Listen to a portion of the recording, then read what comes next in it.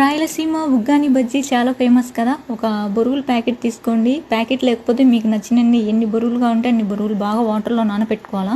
మిక్సీలో 5 or 6 మిర్చి, coconut powder, salt అన్నీ మిక్సీకి వేసుకోవాలా. నెక్స్ట్ ఆయిల్ వేసుకొని ఆయిల్ బాగా హీట్ అయిన తర్వాత ఆనియన్, టమోటా, మిర్చి మీ ఇష్టం అండి. నేను ఎందుకంటే వేయట్లేదు, ఎందుకంటే ఆల్రెడీ నేను మిక్సీ పౌడర్లో మిక్సీ వేసేసాను కాబట్టి అందుకే నేను మిర్చి వేయలేదు. ఇవన్నీ వేసిన తర్వాత పసుపు బాగా నీట్ అన్నీ కలుపుకోవాలి. అన్నీ ఒకదానితో ఒకటి వైట్గా కనపరాకుండా అన్నిటికీ పట్టేలాగా మంచి కలుపుకోవాలి. నెక్స్ట్ బొరుగులు ఉన్నాయి కదా, ఈ బొరుగులన్నీ ఇందులో వేసేసి ఇవి కూడా బాగా కలుపుకోవాలా. మొత్తం ఎల్లగా వచ్చాయి కదా. ఇప్పుడు పప్పుల పొడి నేను యాడ్ చేస్తాను, ఎందుకంటే టేస్ట్ కోసం నేను యాడ్ చేస్తాను.